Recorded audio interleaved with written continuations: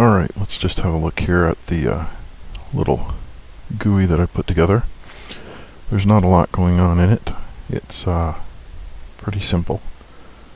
I'm just going to widen this over here a little bit.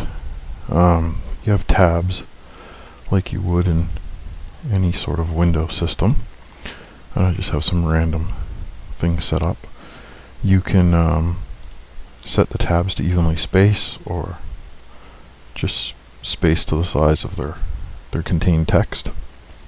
If you notice when I'm clicking that, the text input boxes down here that are active and automatically clip the text to the size of the box. The bottom one goes inactive.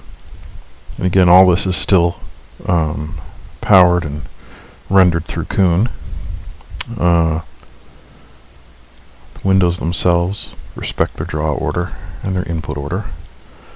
You'll notice that the button underneath, actually, let's make it more visible. See, there's a little mouse over rollover effect, but there's more than one effect, so I'm just going to make this button here was set up to trigger a brighter mouse over. You'll notice that the mouse over respects whether you're inside a window, and I have a text effect set up, just a gradient. When the mouse is not over a window, it gradients between white at the bottom and black at the bottom. This window here is also linked to this button for the moment. If this is locked, then so is the drag button on the window. So we unlock it and you can move this window around. See there, I actually lost the position. There's nothing on the status bar just yet. And there's no selection controls on the text. It's only just direct entry. I haven't coded anything for selectable and copy. There's no copy paste.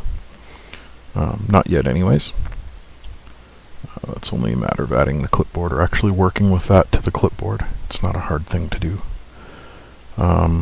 Something I don't know if you're going to see, but I can control the rendering. Now we're getting 1 millisecond per frame because I'm controlling how fast Kune is, actually the entire screen is updating. The 3D is underneath the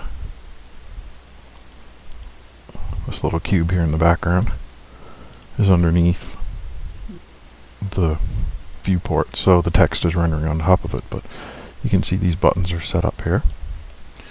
So it interacts with the 3D environment very fast, much faster than the ATB GUI, which is a third-party GUI you can now bolt on, but the interaction is much smoother. Again, we can trigger pop-ups. Changed it back to the old mouse over.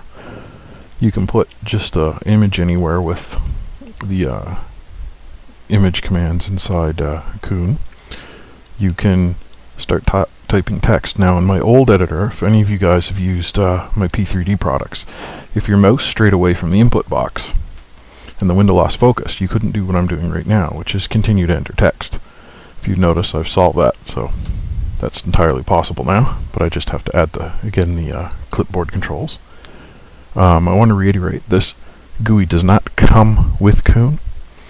It was originally a tester that Aaron had sent me for us to look at, and then I had to go, and from the visual style, which basically is static graphic, I started turning it into a living sort of GUI, and this is the state that it's at now, but shows you that you can place images. You could even make buttons with icons simply by making your rollover button underneath your image, and you can apply some amazing effects like gradients to the actual image, or in this case even every text is actually anyhow, I'm just going to start this again.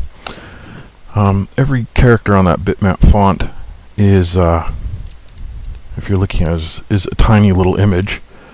I just had to restart it there. So every piece of text is actually just a monospace bitmap font, and because it's a bitmap font, it's actually just a Kune image. So you can process excuse me, you can process any of Kune's image effects like gradient. So if you can see, I don't know if you can on this video, is picking it up, slightly red at the top and white at the bottom. When I take my mouse off, it goes red to black, which is a pretty striking difference, and then white to white. Down here, this is again the text, and the input box is having a color applied to it simply when I toggle that.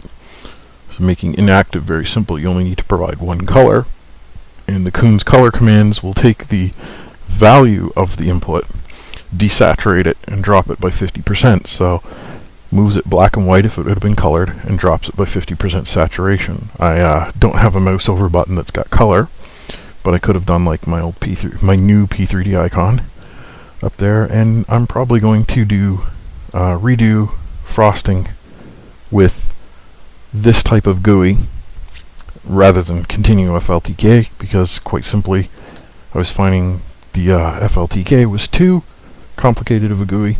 This is nice and simple. It's 100% inside the 3D window and all rendered by Kune, very fast.